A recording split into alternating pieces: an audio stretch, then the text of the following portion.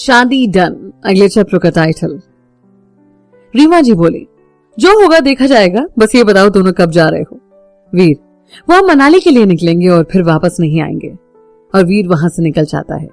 धीरे धीरे शाम होने लगती है और गेस्ट भी आने लगते हैं। सभी तैयार होकर पार्टी में पहुंचते हैं तो वीर और श्रुति भी तैयार होते हैं। दोनों एक दूसरे का हाथ पकड़कर पार्टी में आते हैं और स्टेज पर बैठ जाते हैं। तो वहीं धीरे धीरे गेस्ट आकर नवविवाहित जोड़े को आशीर्वाद और शुभकामनाएं देकर जाते हैं। कुछ देर बाद वहां के बड़े बड़े नेता, पुलिस ऑफिसर्स भी आते हैं। राम सभी का स्वागत खुद ही करते हैं क्योंकि वीर के बाद उन्होंने अपनी पैंट बना ली थी इस जगह पर। उसके बाद वीर के एनजीओ के सभी बच्चे और ओल्ड एज होम से सभी बुजुर्ग भी आते हैं, जिनका वीर विशेष ध्यान रखने को रोहित और सनी को कहता है।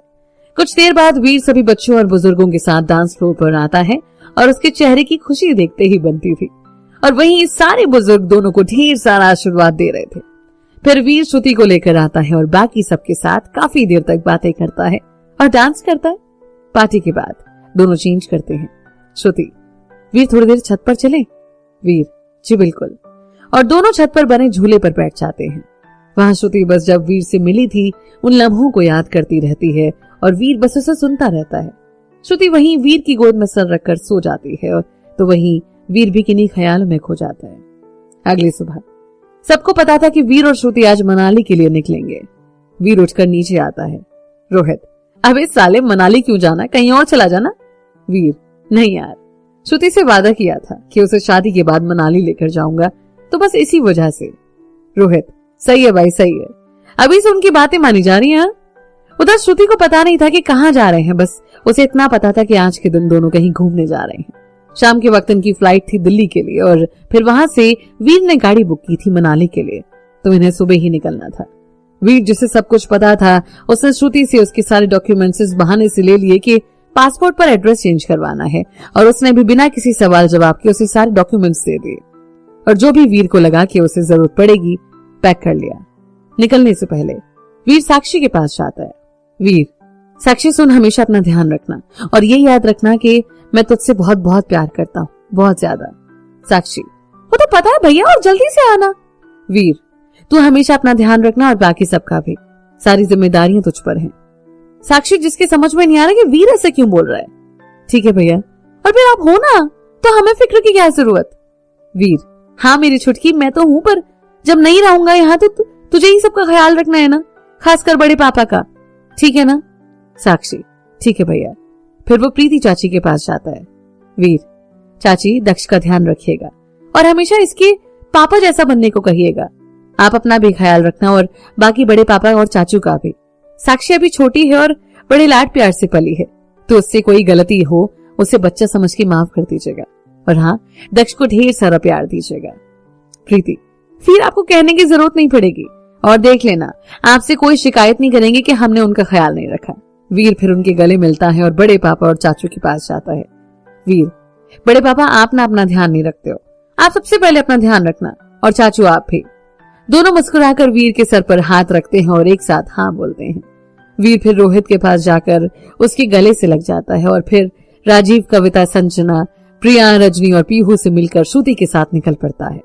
एक आखिरी बार वो वापस मुड़कर घर की तरफ देखता है और निकल पड़ता है, कभी वापस न आने के लिए। पूरे रास्ते श्रुति वीर से पूछती रहती है कि वो लोग कहाँ जा रहे हैं घूमने, पर वीर कुछ नहीं बताता। दोनों दिल्ली पहुंचते हैं और फिर वहां से गाड़ी से निकल पड़ते हैं मनाली के लिए। श्रुति, वीर हम मनाली जा रहे हैं ना। वीर, हाँ। श्रुति, आपको अब तक याद है। वीर, हाँ आपने फरमाइश की थी तो कैसे भूल सकता हूँ। अगली सुबह दोनों मनाली पहुंचते हैं और होटल में फ्रेश होकर आसपास ही घूमते हैं। रात के वक्त वीर, श्रुति एक बात कहे। श्रुति, कहिए क्या बात है।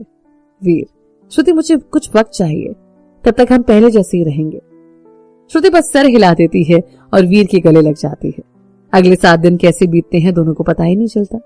इस बीच सभी से उनकी बात होती रहती है और पूरे दिन वो दोनों घूमते फिरते और खूब एंजॉय करते हैं। रात को देर तक जागकर वहां की ठंडी हवाओं को अपने चेहरे पर महसूस करते, सुबह की चाय टपरी पर और फिर नदी किनारे घंटों बैठकर वक्त बिताते। कैंडल लाइट डिनर और वहां की हसीन वादियों में एक दूसरे का हाथ पकड़कर घंटों कहीं बैठे रहते एक दूसरे के संग।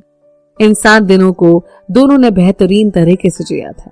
अगले दिन दोनों को वापस निकलना था। उसी रात को वीर, श्रुति कुछ मांगे आपसे। श्रुति, कहिए। वीर, श्रुति आप हमेशा हमारा साथ दोगे और वादा कीजिए हमसे कोई सवाल जवाब नहीं करोगे कि हम कुछ भी क्यों कर रहे हैं। श्रुति, बात क्या है वीर? वीर, कुछ नहीं, बस जितना कहा है सिर्फ उतना कह दीजिए। श्रुति, ठीक है वीर, आप जो कहोगे हम करेंगे और वादा रहा आपसे कि हम हर कदम पर आपका साथ देंगे। दोनों फिर एक दूसरे से लिपट कर सो जाते हैं।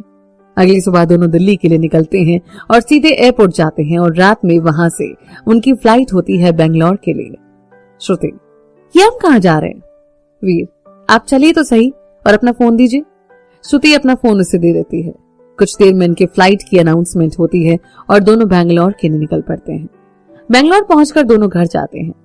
श्रुति, फिर हम यहाँ क्यों आए हैं? वीर, आप पहले फ्रेश हो जाओ फिर बताते हैं हम आपको। अब श्रुति के मन में कुछ संदेह होने लगा था कि वीर कुछ छुपा रहा है और इसी उधेड़-बुन में वो फ्रेश होकर आती है।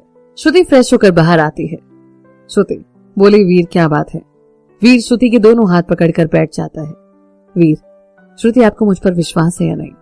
श्रुति, आप पर विश्वास खुद से भी ज्यादा है, पर इस वक्त आपकी बातें मुझे डरा रही हैं। बोलिए क्या बात है? वीर, श्रुति सुनिए, अब से हम कोई भी कांटेक्ट नहीं करेंगे किसी से भी, चाहे जो मर्जी हो जाए, कोई भी हो, किसी से भी कोई कांटेक्ट नहीं। अब यही हमारा घर है और यही हमारी दुनिया है। आपका फोन मैंने डिस्ट्रॉय कर दिया है और ये लीजिए नया फोन, इसमें मेरा नंबर सेव है। आपके सारे सोशल नेटवर्किंग साइट डिलीट कर दिए हैं और अब से आपको अगर यूज करना है तो प्लीज दूसरे नाम से यूज कीजिएगा। आपको जो करना है कीजिए, बस किसी से कोई कांटेक्ट नहीं। आपकी जॉब के लिए यही बैंगलोर में मैंने अप्लाई कर दिया है, आपको इंटरव्यू के लिए कॉल आ जाएगा। श्रुति जिसने वीर की सारी बातें सुनी। श्रुति, आपके कहने का मतलब क्या है? वीर, सिंपल, किसी से भी कोई बात नहीं, किसी से कोई कांटेक्ट नहीं, सब रिश्ते खत्म सबसे। श्रुति, और ये आप कौन होते हैं डिसाइड करने वाले? वीर, मैं कोई नहीं हूं आपकी जिंदगी के कोई फैसले लेने वाला, पर मेरी मजबूरी है ये। श्रुति, क्या मजबूरी है? वीर, नहीं बता सकता। श्रुति, क्यों? वीर, बस नहीं बता सकता। श्रुति, तो मैं भी किसी से भी दूर नहीं रह सकती, न सुरभि से, न पापा से, न साक्षी से, न रोहित से और न ही किसी और से। वीर, रहना ही पड़ेगा। श्रुति, क्यों कर रहे हो वीर ऐसा? ऐसी क्या बात है? वीर, नहीं बता सकता।